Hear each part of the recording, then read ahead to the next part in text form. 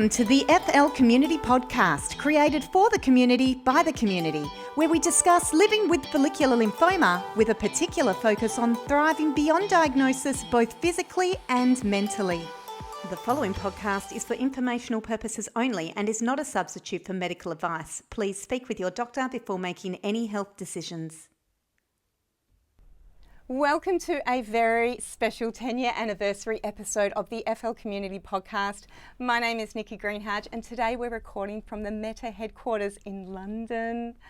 I am absolutely delighted to introduce a very important guest, Nicola Mendelsohn. Nicola is, of course, the Vice President of Global Business for Meta, but more importantly to us all, she has been the co-admin of the Living With Follicular Lymphoma community since early 2017, and since then has been a pivotal part in the shaping and growth of our amazing community, and in 2019 launched the Follicular Lymphoma Foundation to support and really drive the mission to find a cure for follicular lymphoma. So today we're looking back on 10 incredible years of the Living with Follicular Lymphoma community, reflecting on how far we've come and what still lies ahead. Thank you so much for being here, Nicola. I'm so excited for this episode. I'm excited too, but thank you for being here, for coming all the way to London. I know, from the other side of the world. I know, I think this is my third time here. So we're going to really break all of it down. We'll go right to the very beginning from when we first started talking and when we first met. So let's get started. Okay, so I was diagnosed in November 2016, so this is literally my 9th anniversary now, as we're speaking. And I was working for Facebook back then, Meta as it is now. And I've got to be honest that it didn't occur to me to actually have a look and think if there was a group for FL on Facebook. And it took me to the beginning of 2017 where I suddenly had an epiphany. I was kind of scrolling through my Facebook and thinking, oh, I wonder if there's a group. And that's when I found that there was a little group. I think there was about 500 people in it at the time. It was tiny. And you, of course, were the founder of it. And so I remember reaching out, and I had no idea at that time you were in Perth or anything like that. Or not even Perth, a smaller city, smaller town near there. So I, as you'll remember, I sent you a DM and go, hi, and I looked it up this morning, so I was really having kind of trip down memory lane going, hi, my name's Nicola Mendelsohn, I work at Facebook, I've got FL and think I could help you. And I remember you said you didn't believe I was a real person. No. Well, that was my husband. He's sitting next to me and he's a bit of a skeptic, so he said, it's probably a scam, so just be very careful. So I remember I said, I'm just going to Google you first, or I just Googled you and I'm very impressed. You can be an admin. So I said, I think I can help grow the group. And I was like, maybe we could get to 5,000 people, maybe 10,000 people. But there's some work that we need to do. And at the time, Facebook used to give us $250 a month. And I said, we could go about recruiting and finding other people. And we were like wondering how. And of course, because it's such a rare disease, how would we find the 1 million+ people? But I was determined, and you were too. Yes. And it's fantastic that as we sit here, and we'll get into it, that we now have 15,000 people. Yes, we just admitted the 15,000th one last night. And we were together to do that. That was a very special moment to do that. It was like beyond our wildest dreams that we would get 15. And also beyond the wildest dreams of any of the researchers and doctors that are out there, because it's always been very hard if you're a doctor treating people with FL, because you might see 1 or 2 a year if you're lucky, if you're in a big city. So the fact now that there's this wide group is huge. So, well, that's the beginning of our story. Like, we can take this in any way you want. It is, yes. Yeah, I think it was just such an incredible feeling last night when we were celebrating the 10-year anniversary of the community, and we all got together, and there's so many community members were in the room, staff from the Follicular Lymphoma Foundation who I'd been speaking to online for the last 6 years. I'd never actually met in person. It was really a special moment. And we had a cake and we had some speeches, and it was truly special. So it was special, because I think one of the things that's different when you have a rare disease is that you probably never meet somebody that has it. Whereas if you have something like breast cancer, everybody knows somebody, and so they can introduce you, you can swap stories, whereas we didn't have that. And so if we hadn't have had the group, and that was one of the things that I felt, which was when I was first diagnosed, they said to me, oh, you're unusual because you should be 65 and a man. And I went, well, I'm not, I'm 45 and you know, what's going on? And so being able to reach to you, I mean, you're younger than me, but actually we had much more in common because we shared, I guess, the same dreams and hopes, but also the same fears and worries about would we be there for our children to grow up? You know, what does it mean to be on watch and wait? All these things were so scary at that time. Yeah. And having the support of the group, I mean, I think one of the first questions anyone asks when they come into the group new is, how long is the longest amount of time that people have survived? And you see people in the group going, well, I never believed I would write, I'm 9 years, you're 10. Yes, exactly. And so many others going, I'm 20. And I was like, 20? That's not what the data says. The data says I've got 5 to 10 years. Yeah, well, that's right. I was told I had a prognosis of 10 years at diagnosis. And that was absolutely terrifying for me, particularly my kids were so young. But when it comes to follicular lymphoma compared to other cancers, I think what we feel so different is the fact that it's incurable, and you know, it is slow growing, which we're very grateful for, and we do have that time. But when you're first diagnosed and you get told something like you were told, you're put on watch and wait, and that's not something we expect when we get diagnosed with cancer. We want to cut it out or get rid of it and be cancer free. That's the goal, isn't it? But yeah, to be told you're on watch and wait, or for myself, I had treatment and then I was told that it will come back. And if it comes back within 2 years, my prognosis is much worse. Leaving treatment and with that information was really debilitating on my mental health. So what was it for you, being initially diagnosed and then being told to go and watch and wait? What was that like? Yeah, it was, I mean, it's so hard to process because I think for all new patients with FL, first of all, you've probably never heard of it. Second, you've never met anyone with it. So you don't have a base to kind of learn from or to understand. And then you get told, I got told it was stage 4. And the only thing you ever hear with stage 4 is, well, then you're finished. You know, your prognosis is terrible. It doesn't mean the same for FL. It doesn't. And so there's all this glut of information that comes at you that's very different from all the information that you understand about cancer. And it's very hard. It's very hard to process. And you can't help but to catastrophize and kind of go in a spiral circle down. And I did, and I think everybody does that. But I remember when I went for my PET scan, I sort of vowed to myself that I'd had such a horrendous week, and I actually lost half a stone in weight from worrying and crying and all the things about what wasn't going to happen. And I thought, I can't do this to myself, that I'm an optimistic person, I'm a positive person, so I need to focus day by day as to what is going to be and try and control what I can control. And I can control my mind. You know, it's hard, but you can control your mind. And I think sometimes the stress comes from not knowing, and the stress comes from not taking action. And being on watch and wait, I found hard because it was like that sort of Damocles that was coming at some point, and I didn't know when. And I think part of the whole challenge with this cancer is that you live with a constant sort of Damocles.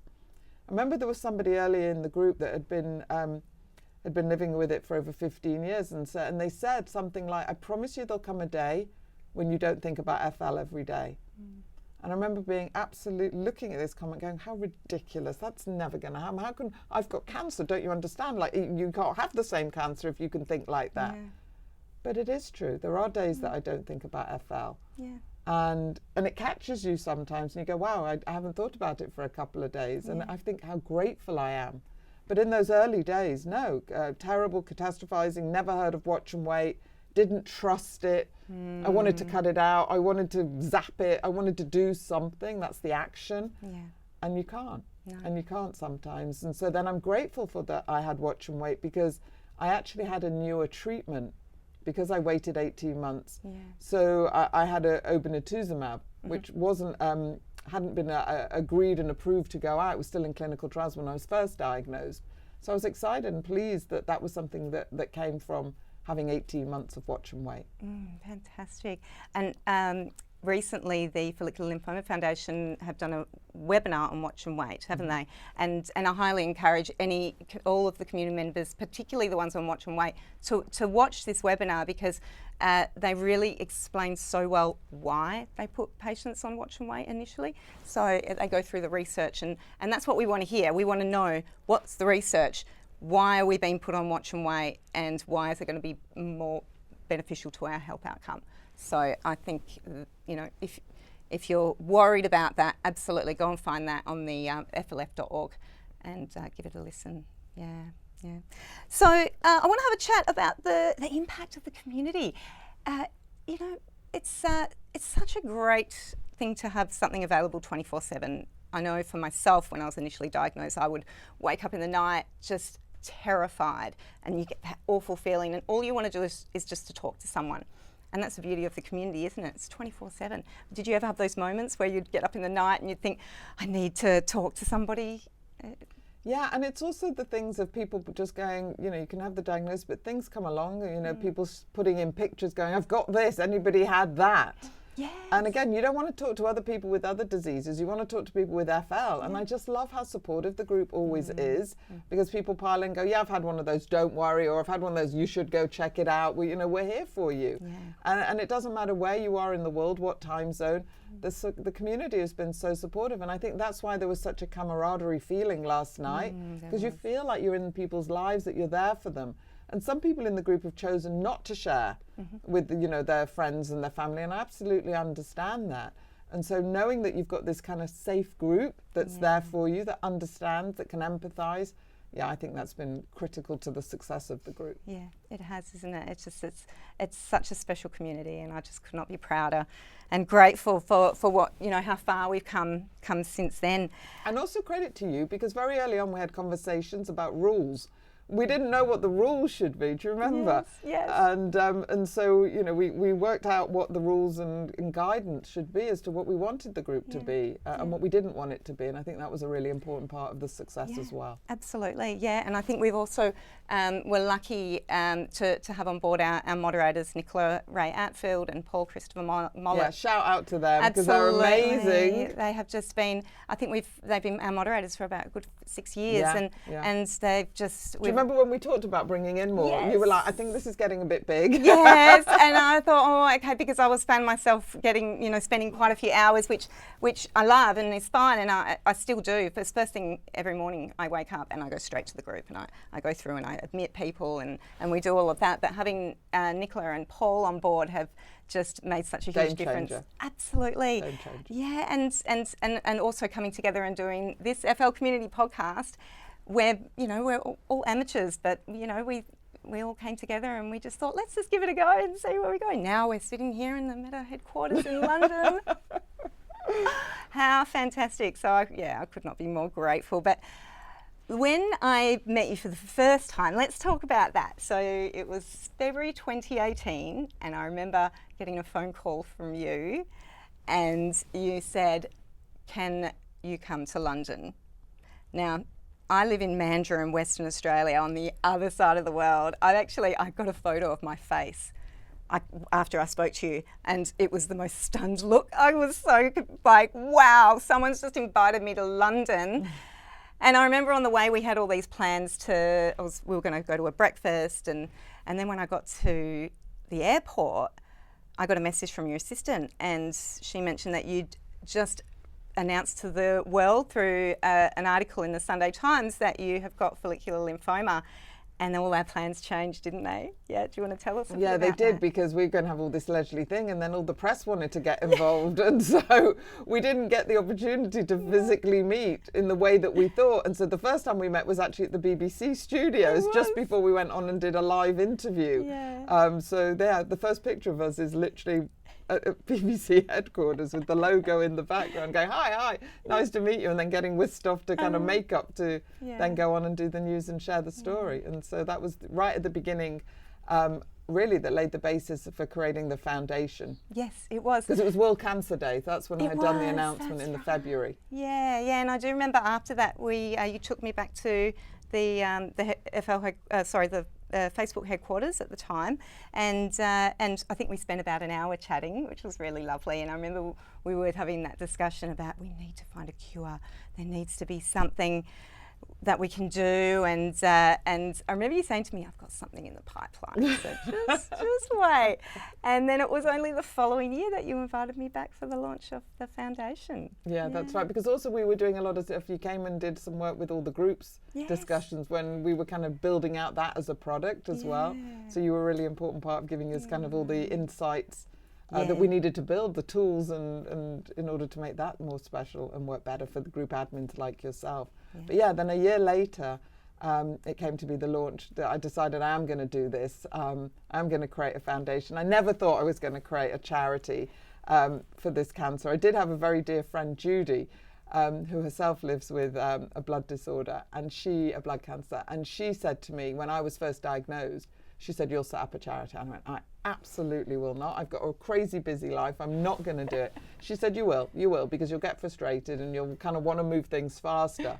And I did. That's exactly what happened. Yeah. It was on my own journey of learning about the disease, learning about the cancer, that I started to network with different doctors around the world. I went to some conferences to aid my own learning. So because I was on watch and wait, to be able to understand better at that time what was coming up, what I needed to be aware of. And what I really learned was that actually there'd been real inertia about anything kind of moving on with FL, that people had been reliant on a drug that quite frankly was over 20 years old by that stage, as well as the chemotherapy, which was actually 100 years old. I mean, mustard gas from World War I. And I was just thinking about, I'm going to be putting this stuff in my body that we've just cracked the code of the human genome. This was before AI, but we were understanding more about, DNA, and I was having drugs from World War I. It was like, it didn't make sense. And so when I was pushing on it, what the feedback I got back was, first of all, there wasn't a charity anywhere in the world for FL, which I found remarkable, given it is the most common of the non-Hodgkin lymphomas. And then second was that because there wasn't a charity, there also wasn't much money. And so the top researchers weren't going into FL, or enough of them, and there wasn't any fame. And so I thought, well, I could probably help on all of this. I could probably use, the network and maybe my voice in some way. And so that's what led to me deciding to set up the foundation. Wow. And it was just, it was, I remember when you told me that you were setting up this foundation, and being, so green, or from, where I came from, I didn't really understand what that meant. In my head, I thought, we're going to build a big research facility and we're going to hire all these researchers and we're going to find a cure. That, in my head, that's what I really thought was going to happen. But I've been so blessed to be a huge part of the progress of the foundation. I've been, liaising with the staff like Julie and Zoe and Rosie, and we've really got to know each other so well. And I got to meet them in the flesh for the first time last night, so that was a really very surreal moment for myself. But it's just been an absolute pleasure working with the foundation all of these years. We've done webinars but even before the foundation, we did some Q&As with, or you did some Q&As with some really huge hematologists in our field. So yeah, it's just to be involved in those sort of things to find a cure. When we do find that cure, to be a part of that cure is just such a huge thing for me and for our whole community. Like, every single member of our community is involved in this. So. Yeah, well, you've been an absolutely vital part from day one, as has the community. I mean, everybody in the community wants to find a cure. Nobody wants to be living with this. My dream is that I get out of the charity business and you get out of the living with part of follicular lymphoma, because I want a day, and I believe there will be a day, that we will find a cure for this cancer. I think, and I believe the scientists and researchers believe that now as well. But one of the things I think has always been different about our foundation is that the patient, everybody in the community, is really at the heart of everything that we do. And so when we reach out and we ask for advice and help and insights or a survey, that data, that information is going right into the heart of what the researchers are looking for, because they don't often get the voice in stereo. Yeah.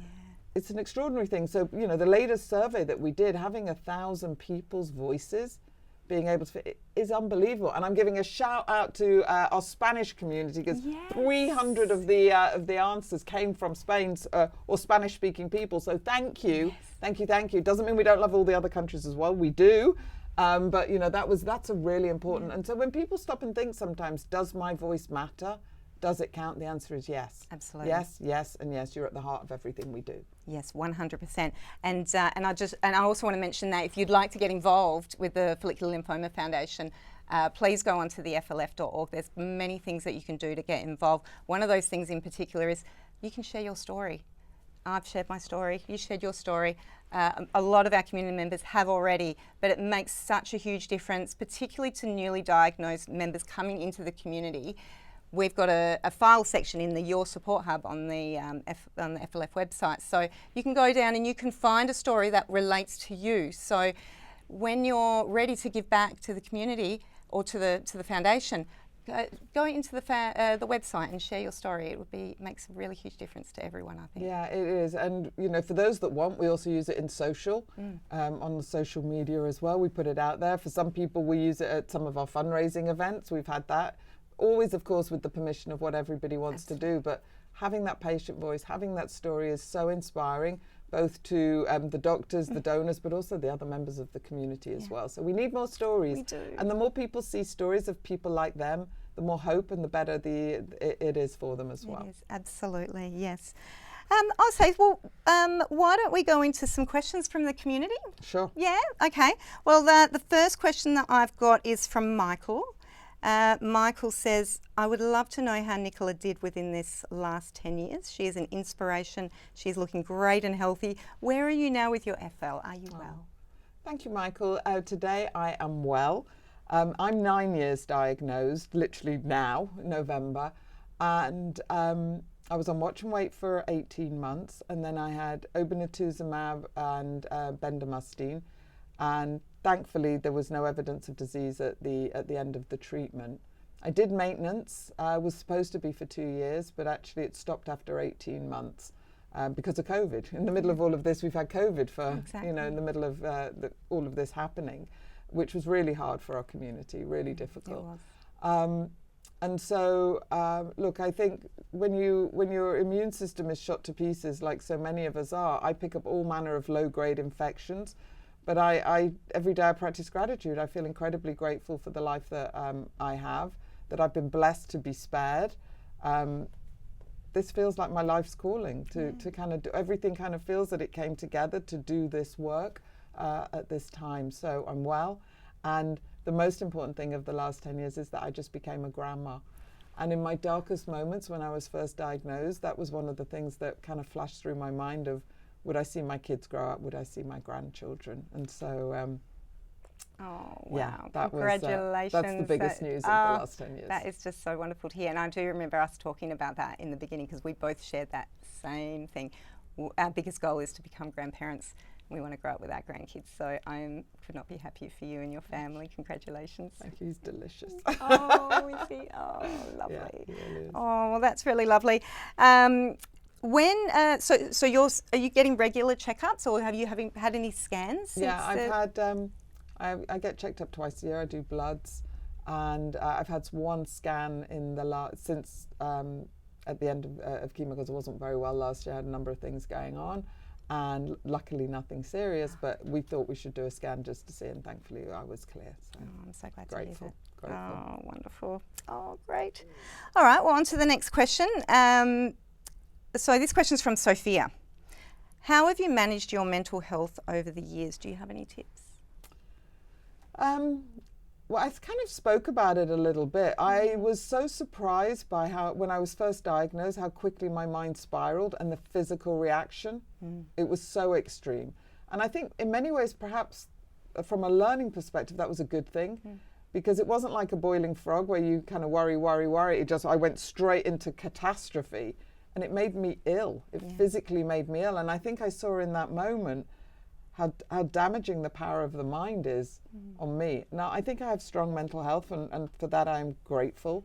I think it's because I'm, an optimist, I'm resilient, and I've always practiced gratitude in different ways.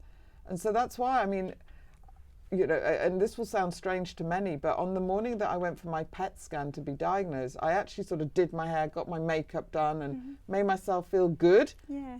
Because I knew I was not going to get good news, because by the time you're already having the scan, you know something's now going on. You've sort of been managed expectations. And so that's kind of how I embraced it. The other time where I really kind of was not in a good place was when I was told I needed to move off watch and wait and go and have treatment. And the reason for that was I'd mismanaged my own expectations. I had thought I was going to be on watch and wait for 2 years, and it turned out to be 18 months. And it was because the cancer had grown around my kidneys And I was talking to somebody else last night who had exactly the same thing. It was the mass around the kidneys that was going to give me kidney failure. Yeah. And so in my head, I'd planned another 6 months of kind of watch and wait. And so that came as a real shock. And the learning there was to manage my own expectations better. That if I had managed my expectations that I would be a year on watch and wait, and then only got 18 months, I'd have got a 6-month bonus. Yeah. Whereas because I was managing to 2 years and I was 6 months less, it was a negative. And so that was another good learning for me in terms of things that you can control. I could control my own expectations if I'd have set them right. Yeah. So that's kind of some of the things. And then I look every day. I mean, some people journal. I'm not a journaler, but I do every day just think about something that I feel happy for and blessed for on that day. Whether it's a new place that I visited, a person that's given me joy and experience, something I've eaten. It can be a tiny thing. Yeah, I feel grateful for that. That is excellent advice. I've really come to realise myself as well how mindset is everything.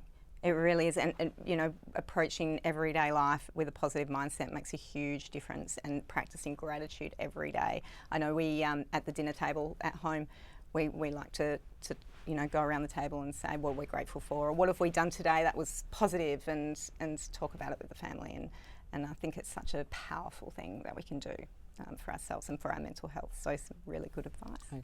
Yeah. Okay. Now this question is from Craig, my husband. He wanted to throw this question in. Who is or was your most memorable, favourite, quirky member of the group, and why? I think I'll probably go back to earlier in the group, and it would be interesting to see if the answer is the same for you, but I'm going to give it up for Barry Butler, rest in peace. Yeah. A beautiful, beautiful human.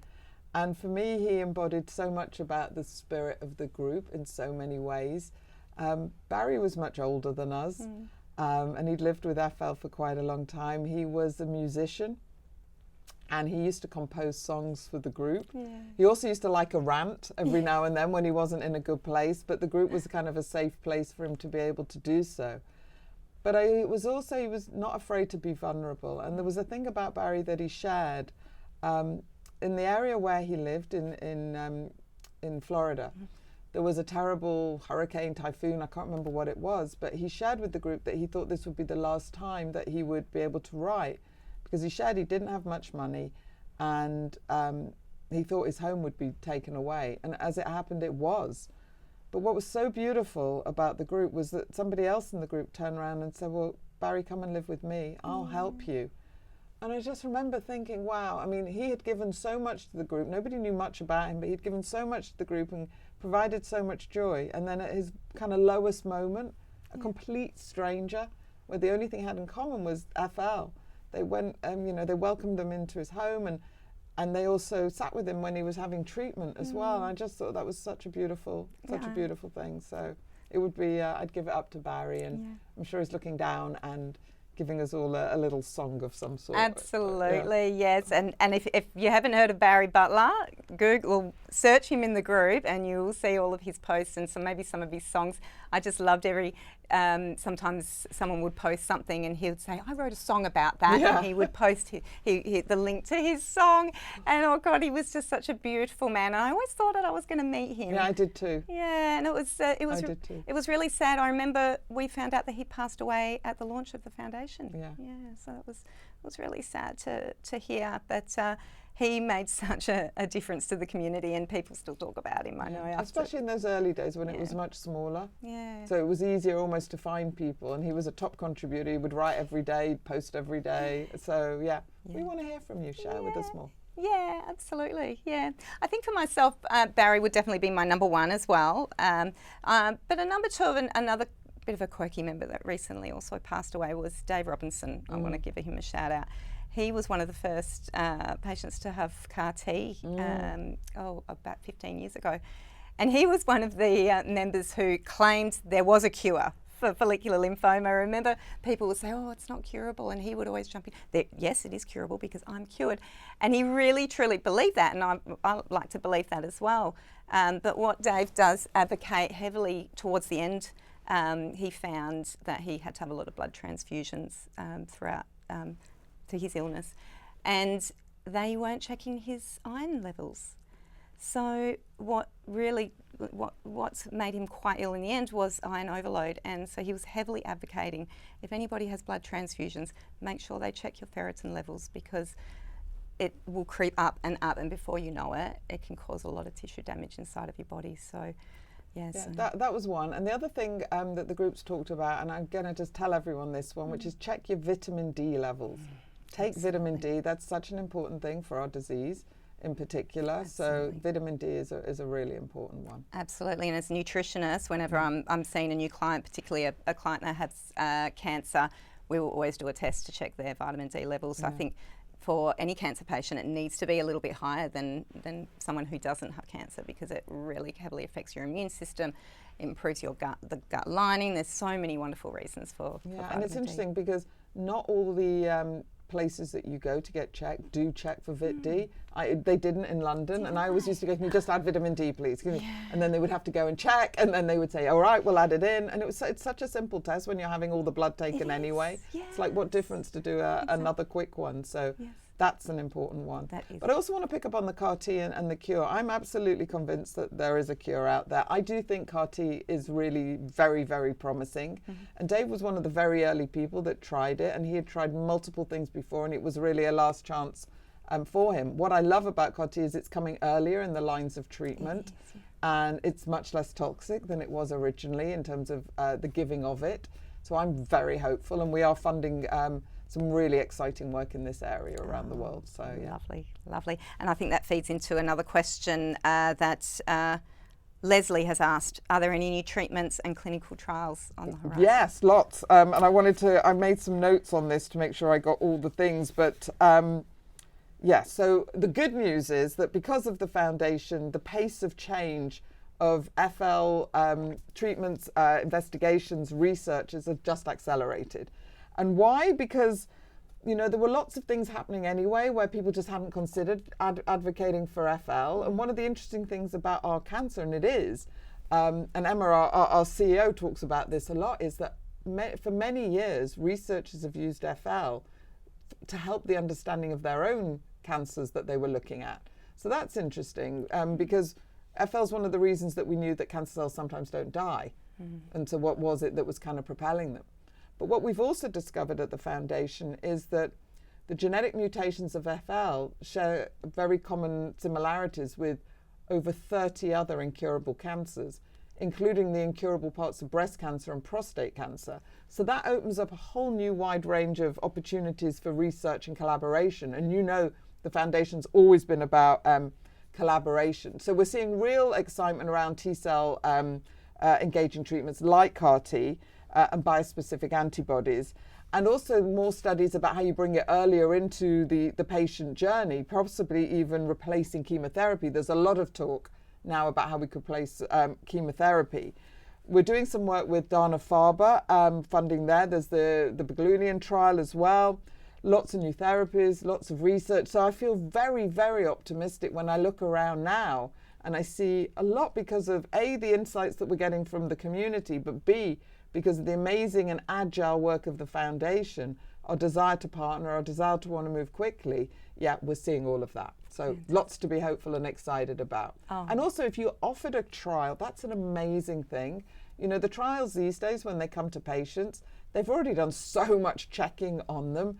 So actually it can be a real gift to be able to get involved in a trial. Absolutely, and myself was also involved in a clinical trial for my first line of treatment, and I would highly encourage anybody to try a clinical trial if the option is presented to them. We've got the FLF have got webinars, a webinar on clinical trial that we do. That myself was on and Simon Earl was on. So look for that one. That's a really good webinar to watch. So Steve has a question, my good mate Steve. He is asking, how many haematologists around the world interact with the foundation on a regular basis? Ooh, that's a good question. Well, I can give the answer in a different way, which was, if we go back to 2019, none, because there wasn't a foundation. So whatever there is now, it's many, many more. The FLF now is present at all the big blood conferences around the world. The biggest one is ASH, coming up in December. and we will have a very big presence there again. Yes. We're also working with lots of the other big blood cancer charities as well. So we come in as FL and they're coming in as the blood cancer charity, and there's many of them from all over the world. But we always get absolutely packed out. I mean, I was at one, Ash, a couple of years ago. I think there were probably 150 researchers, doctors at that one event, really? All wanting to know about FL, all thinking about it. We bring scientists together in different parts of the world. We did a convention in Israel at the beginning of the year. We did, where there's some amazing scientists working on FL. We did one in America as well. So in those groups, they're more intimate. You might get 20 to 40. So the answer is a lot. Yes. But we always want more. Fantastic. But we want the right ones. That's You know, right. it only takes one person to come up with that right idea, but it's the bringing together and the brainstorming and the sharing of where the science has got to that really makes the big difference as well. Exactly. And it's at these conferences that the FLF bring our insights directly to the haematologist. So that's why it's really important that, you know, we answer those surveys and, you know, we put our hand up when you know, the FLF are looking for people to you know, offer those insights. So you're so right. It's critical. It Absolutely is. critical. It really is. So, could not be more grateful for the FLF. It's just, I feel so supported because, as you know, I recently relapsed. So after 10 wonderful years of NED, I'm very lucky to have got that. The lumps have started to come back. So this time around, I didn't get that ping in my stomach of just, you know, being terrified. I didn't get that at all. That's because great. I feel so supported. I've got the foundation, I've got you, I've got the community. I've just got so much support, more than I ever thought I would ever have. And also the resources now. When I was first diagnosed, I could not find any resources related to follicular lymphoma. Now we have a whole foundation and a website that is full of resources, particularly for newly diagnosed patients. So yeah, if you haven't already, I suggest check out Your Support Hub at theflf.org. It is a wealth of information, isn't it? And also give us a follow on the social channels as well. It's interesting to me that the Facebook page, you know, the community is 15,000, but the social channels on Facebook and Instagram for the Follicular Lymphoma Foundation are much smaller. And we're putting stuff out, you know, a few times a week. It's for you. It's for you. So that's right. Sign up, give it a like, give it a follow. Yeah, absolutely. Excellent advice. Now we've been talking a little bit about the scientific side, so let's go into what do you think are the goals and hopes? I know we want a cure. That is the number one goal. What other sort of goals and hopes do you think the FLF are going to reach for in the next 10 years? Oh, well, I hope we've got a cure in 10 years. I hope we will have better treatments. I hope we have treatments that also do not need chemotherapy, because I think that's very challenging for people, and there are different types of options. But I also think more on some of the stuff that we're talking about, which is that we can do more on the education side, we can do more to support the patient, we can do more on the well-being side as well, because I think these are things that are really integral to how you live well and work well and be well with this disease. And so those are kind of some of the things that we think about and some of the areas that we're investing in as well. Wonderful, wonderful. What about with the community? Where would you like to see the community go in the next 10 years? What do you think we're capable of?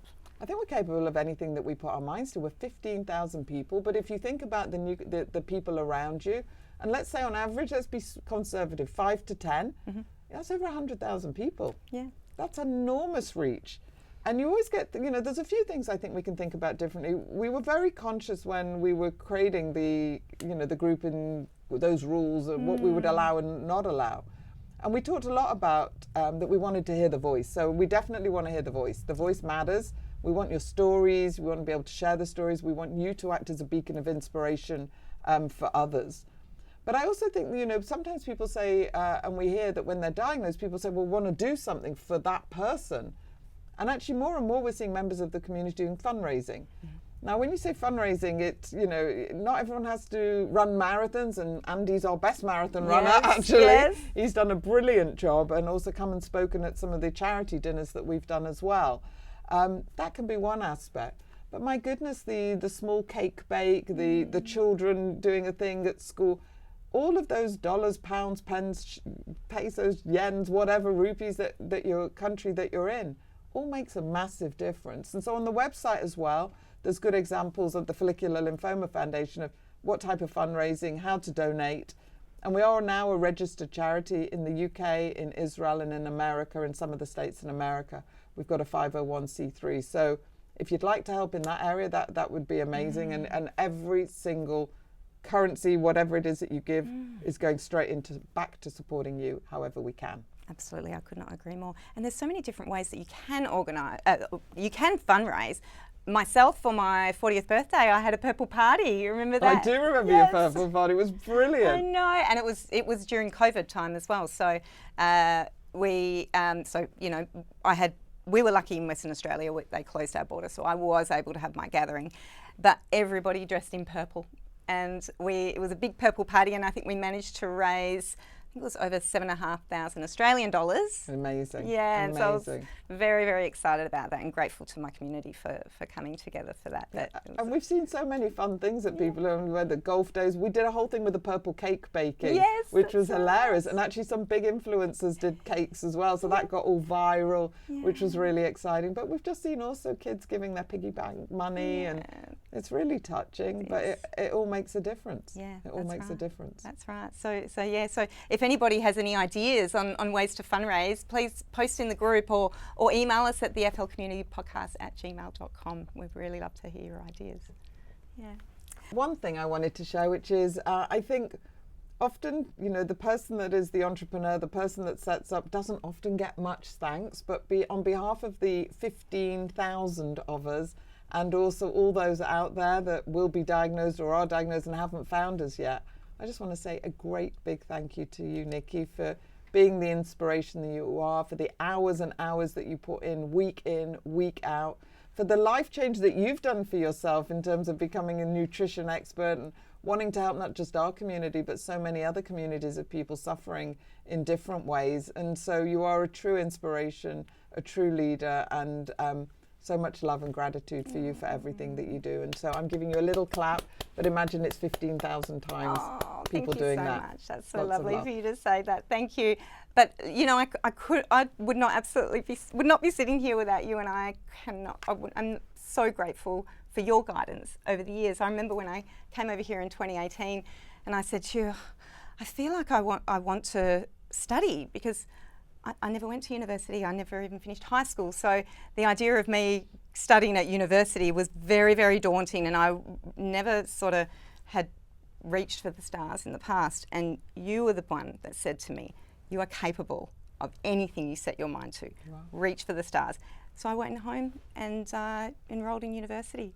And the next year when I came back, I was finishing my first year and I was studying for my exams and I was loving the journey.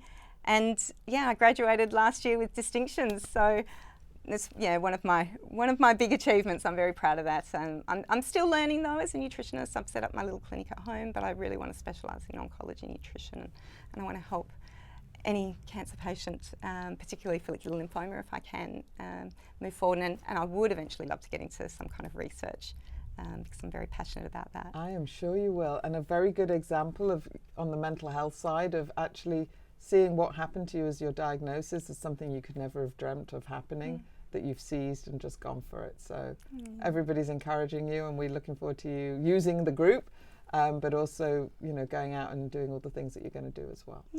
But thank you for being here, and thanks for interviewing me. Thank you for coming, and thank you for the opportunity to do this. This is a first for me. I've never done anything like this before. So I'm very, very grateful. Thank you so much. Thank you. Before we do finish, we've got a Christmas special. We do, yes. So this will be our second last podcast for the year. And the last one of the year, we're going to do a little bit of a Christmas special. So that'll be Dr. Paul, Nicola Atfield and myself. We'll dress up in our Christmas hats, and we'll share a few tips on coping with FL during the holidays. But thank you for joining us today. I couldn't be more grateful to have you here today, and to be spending this time and taking your time out of your very, very busy schedule. So I really appreciate it. Thank you so much. All right.